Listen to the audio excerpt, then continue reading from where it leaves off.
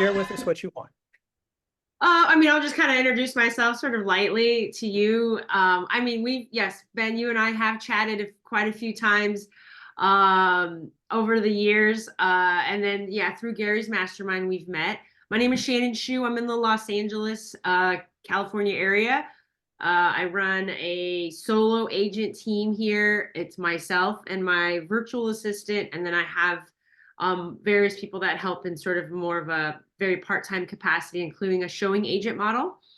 And Ben and I met through that mastermind with Gary Keller. I've also joined the KW Wealth Mastermind. My MAPS coach is one of the directors of Wealth. Her name is Gabby Brennan-Schultz. I have to say her name and give her a shout because I really do believe a great deal of my success is due to her.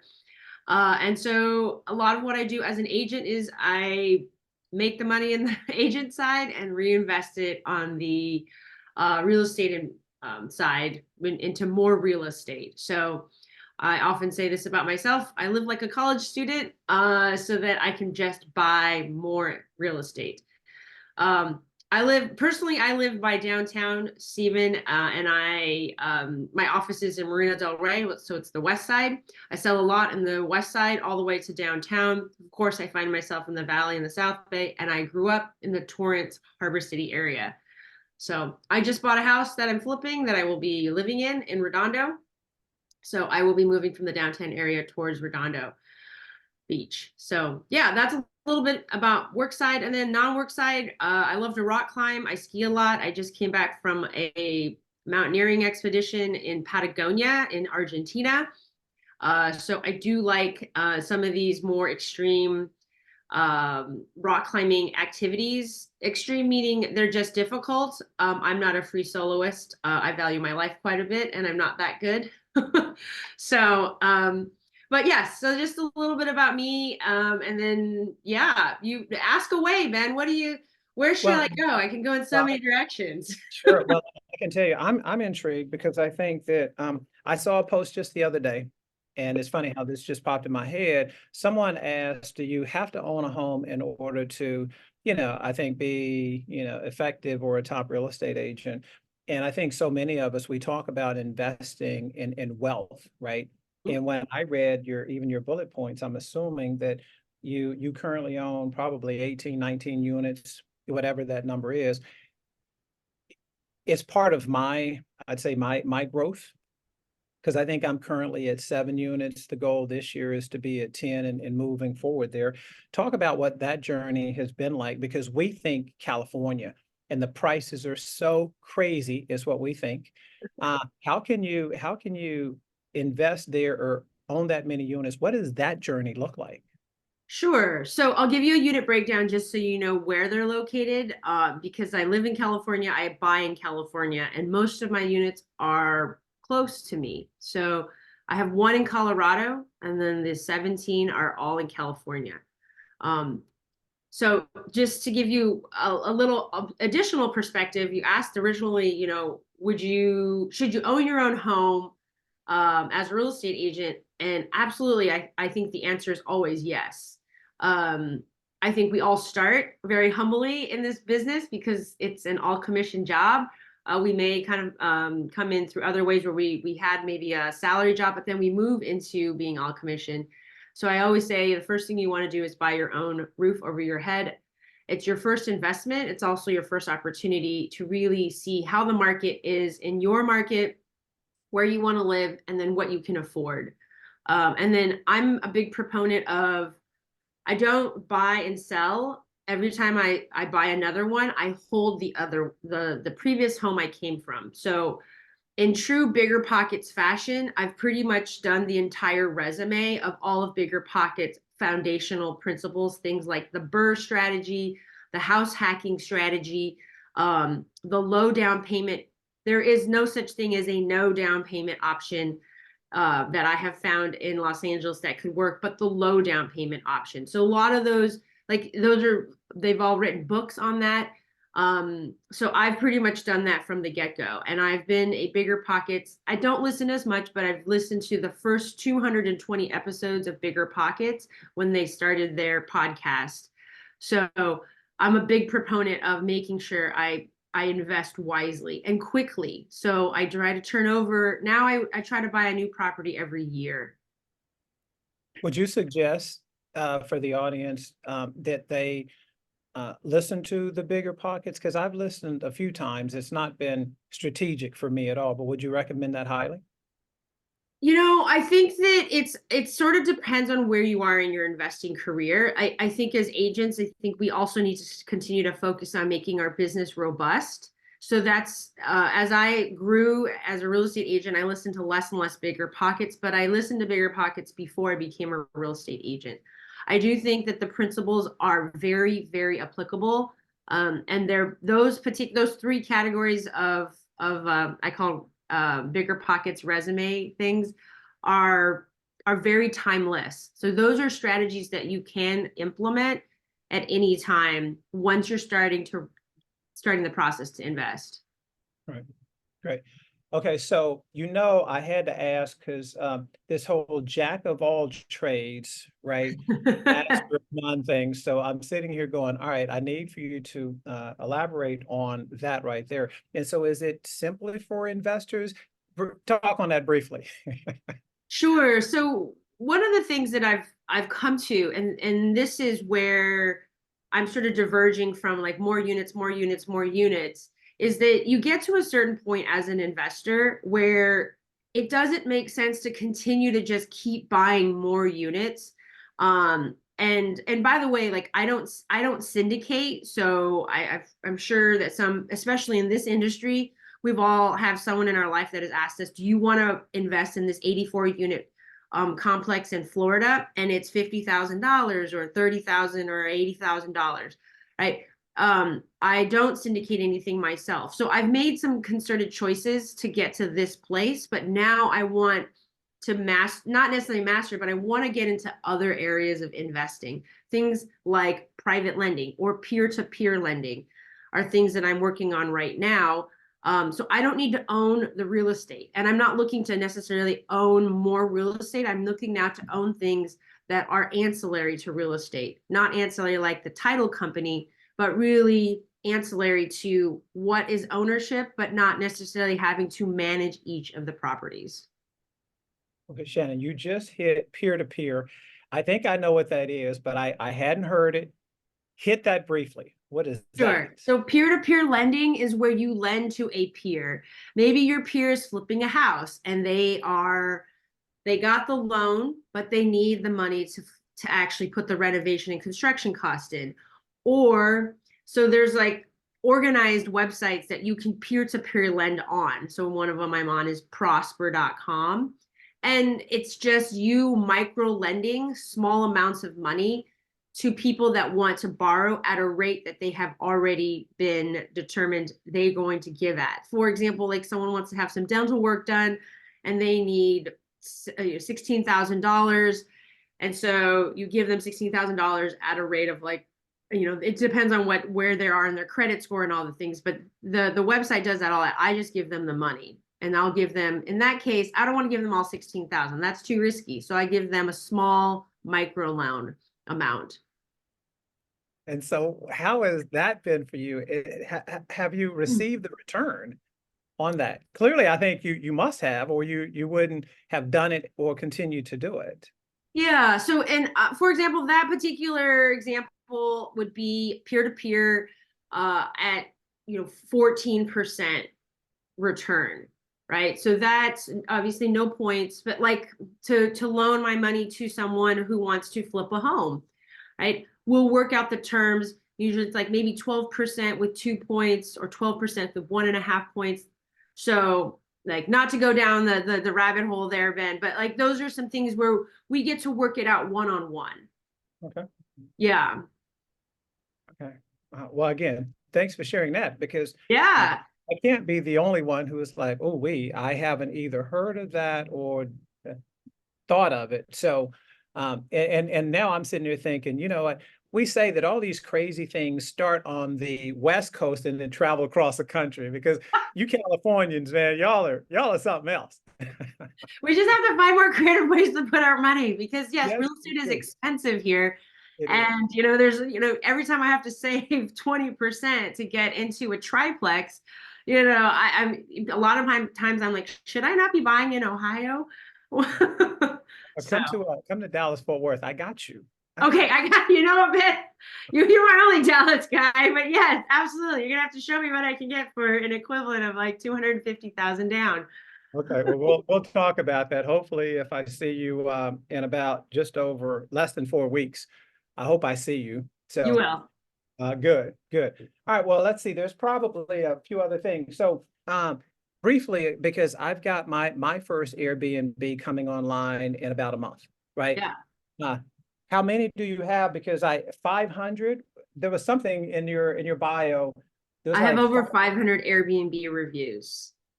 Okay, so to me, I'm like, okay, that's crazy. So is that on one property, 10 properties? How many do you have? Yeah, so interestingly enough, I've actually exited the Airbnb market completely. And Okay. this goes back to managing property, right? I'm looking for things with less noise. But certainly, Airbnb is actually my first foray into real estate investing before I became a real estate agent. So that's how I got all those reviews. The company is a 2008 company. I joined the platform in 2010. And literally, my friends are like, you let strangers stay with you? And how do you know that they're real people? And aren't you that's a little creepy, no? And I mean, like, being a woman, I'm like, technology's kind of cool now. Like, I don't know, I haven't had a weird person yet. And yes, they were staying in my house because it was more of a home share. VRBO was their competitor, but VRBO was about renting the whole space. And of course, Airbnb had that option, but they also really tried to do the shared space. Like that's how they actually started their business. So when you look at Airbnb from the start, that's what the market they wanted to share, to get into, and really like create the sharing experience. So I did that for from 2010 I didn't host a whole lot, but 2011 I ramped. So 2011 to 2019. So that would have been 8 years. So 8 years, I think you'd get about 500 reviews. I had at the peak, I had 4 Airbnbs running. So I was not renting places and doing it's called an Airbnb arbitrage, but I was actually these were my places that I rented. And at first, I was doing all the sheets and towels. So I did the sheets and towels for the first 4 years. After that, I'm like, I don't want to do any more sheets and towels for somebody else. I absolutely can barely do my sheets and towels for me now. So if I just didn't think it was a scalable model for me, and that's why I don't do it. But I do think other markets have better returns now than Los Angeles because we have a licensing system, and it reduces the number of days you can Airbnb in the city by 180. So you have only 180 out of 365 days. It doesn't make sense financially any longer, in my opinion. Well, I'm sure. Well, I'm glad you shared that. So I'm assuming that's all part of your let's say your passive income strategy. That was part of it. Did that allow you the opportunity then to go and maybe use some of that money to then invest or buy other properties in that Los Angeles area? So yeah, that was where I made my first 6 figures as a real estate investor, was actually through Airbnb when I netted that amount. So I was more than covering my mortgage off of 1 bedroom being rented in my home. So then I brought on a 2nd bedroom in my home, and then I brought on another house, and I split that house up into 3 bedrooms. And that's where I was at one point managing up to 4. I say 4 because I would always take one off just because it was a little too much managing. And kind of it worked really well. I was really keyed in on making sure you had a great experience. And anytime someone would meet me, I felt like they would always give me a 5-star review. So that's why I have about 504 or 511 5-star reviews on Airbnb. But now I haven't had an Airbnb review since 2019. So that's 5 years. But Airbnb will keep my profile live for as long as I want because they want me to come back. Right, right. Well, again, I love that. I think everything you do, or it appears that you're strategic, and that's what I love for people, my son is in class because I want him on most of these calls, listening to top professionals, because you know what, there's a process, there's a system, we're strategic, and I think you epitomize that. So, because again, our time here is brief. I want to touch on, um, let's talk about your real estate business because, Yeah. or from an individual standpoint, your model is a little different than mine. I'm truly a one-man wrecking crew, other than Christina, who you see on the screen there, who's my right hand. I mean, your numbers are impressive. I'd say your profit margins are should be impressive, right? I think from an individual standpoint, we talk here about a 40% return. I think mine is significantly more. I would assume yours is also. Where does that business, where does it come from? Is it because you're a local yokel? Or is it been your connections? Where does business come to Shannon from? And I think that's beneficial for folks on this call today to know. Absolutely. So when I first started in the business, I didn't know anybody in real estate. I didn't have a family member in real estate, and I didn't join a team. So I have, I really did all the Keller Williams things to get me started. Those I did Ignite 3 times. I had perfect attendance, and 2 out of the 3 times I did all my lead gen. The one of the times, I'm, to be honest, was like didn't know how to lead gen at that high of a level. And I've done Bold 13 times. And I have done now 31 Bold 100s. So that's 100 leads in a day. I know, crazy. That's 3,100 people that I've talked to just there. Actually, I've done a Bold 200. I actually wanted to challenge myself. I wanted to figure out how can I do 200 people in a day. That was hard. Because once you figure out 100, you can figure out 200. So yeah, write that down, right, Ben? I am. But here are the ways that I lead generated early on in my career, because I didn't have a team and I didn't have like a network already built. I door knocked a lot. I cold called a lot at the beginning, FSBOs and expireds, because I was kind of told like, hey, if you can cut your teeth on that, you can do anything in this business. Like if you can get that much rejection in a day, if you can get that much like mileage on your, door knocking on your feet, and meet people where they're at, you're going to be able to see and kind of talk through almost anything. So that did help a great deal. But a lot of my business early on came from open houses. So I ran open houses. If it was my listing, I wanted at least 65 people through on the first day of the open house. And I figured out ways to try to really amp that up. And then I have also I took everybody's email. I have a pretty large list now. And most of those people, I'd say of the leads, there are 1/3 of them are from the open houses that I did. I did other people's open houses. I did overpriced open houses. I did open houses that had been on market for a really, really long time and maybe only slightly overpriced. And all I did was talk through okay, people want to talk to me about price and I'm not the listing agent. How can I have this conversation? So just being able to have a lot of conversations early. Now, a lot of my business comes from repeat clients, my sphere. And early on, I didn't go to my sphere because I'll be frank with you, I've kind of done a lot of different businesses and startups over the years. So this isn't my first failed. This is my most successful business, but I have had 3 failed businesses before this. But you didn't quit. You No. kept moving. Well, And you I moved on to learned. businesses that didn't work, but now I'm in Right. real estate and this is my jam. Absolutely. It is Yeah. your job.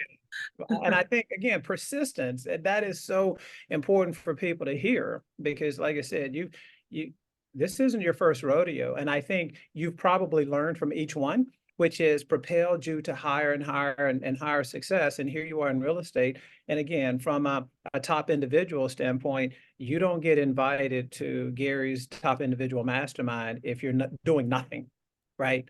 Yeah. So again, you're excelling at a high rate. So I appreciate that. Let's talk about real quickly, because again, we think California, most think diversity, right? How Yeah. is, I'd say, that diversity and inclusion, and I think you're very involved, at least I thought you were, with Yeah. one organizations here at Keller Williams. How has that helped you?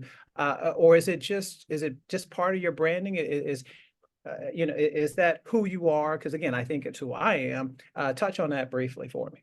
Yeah, sure. So at KW, early on, I joined the Rainbow Network. I'm very out and proud here in Los Angeles. I also know that I mean, early on, I didn't know what it meant to be like a part of KW Rainbow Network, but over the years, it's just been a great place to have community.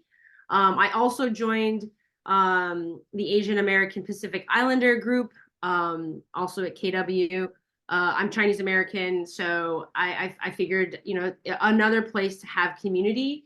When it comes to what those communities have provided in terms of business, I have an opportunity to speak there. I have an opportunity to meet a lot of people that I think I wouldn't have otherwise met early on, especially when you're kind of like a starting out KW agent and you go to these big events. It's challenging to meet, I mean, you meet a lot of people, but I think sometimes it's great if you can start with a community of people that you relate to and don't know them personally, but expand out from there. So that's also another reason why I gravitated to those communities early on. Right. I mean, the operative word was meet. I think we meet so many, but it's connecting that's important, because I'm looking at my schedule for family reunion and I feel like I'm already overbooked because I want to participate in some of these smaller meetings, like our top individual 100 meeting, because then we can really connect. It's more than just, hey, Shan, how you doing? Boom. And then you're gone, right? Yeah, exactly. How can we spend a little bit more time connecting with, I think the precious few than the greater many. So again, at some point, hopefully we'll have a chance just to share a hug and connect there. So finally, how many languages do you speak? One or two? Because I'm remembering of your bio. I mean, you were in China or the Czech or England, and while you were traveling, and so were you teaching there? And then did you have to speak the language? And do you know 2 or 3 languages? Because I think as I look at the screen, I think Christina knows like 7 languages, probably proficient in most of those. And I'm like, that's impressive to me. I speak English and not very well, and slang, best of them, right? So, Right. that's all I got. So, I always say this, I don't actually speak. So I've studied Spanish when I was in high school and college, but only to meet the minimum requirement for your language. And then I studied Spanish after grad school for for a summer in Guatemala, just for fun, because I felt like my Spanish was really bad. But I can't conduct anything in Spanish. I can't conduct business in Spanish, that's for sure. I could barely get by like traveling. And then while living in China for all those years, the reason I was there is because I want to learn Chinese. So I did start to study the language after 2 years, and I was there for 4.5 years total. I got to a pretty strong place, but now I don't have anyone to practice my Chinese with, because most of my Chinese friends are like, Shannon, it's very frustrating to speak to you in Chinese. Your Chinese is terrible. We're speaking in English. So I can't conduct business in Chinese, although I have all the 7-year-old jokes down pretty well. So yeah, I think equivalent to talking to like a 5 to 7-year-old, depending on what the topic matter is. So can't do business in that language. But you're further ahead English. than we are. So yeah. Yeah. Wow. So how would you say in something other than English, it's been good seeing you, or sayonara, or goodbye and see you in Vegas? How would you say that? In Chinese, you would say 再见, which is like goodbye. And then when I see you there, I'll say 好久不见, which means it's so good to see you and it's been a while. Okay. All right. Yeah. Well, use that on me when you see me. I'll probably have this crazy look on my face, like, I don't know what the hell you're talking I don't know what you're saying. Oh, good. Well, I tell you what, as we leave, is there anything else that I either haven't asked or you would like to share before we go? anything? No, I think you covered a lot of really exciting things, Ben. I really appreciate you asking me aboard and having me and being patient. Thank you, and persistent. It's a pleasure to meet you all here. If you see me at family reunion, I absolutely encourage you to say hello to me and come up to me. And Ben said this at the top. He's like, I think that you are a pretty open, welcoming person. I do think of myself as a pretty open, welcoming person. And so please do say hello to me. Yeah.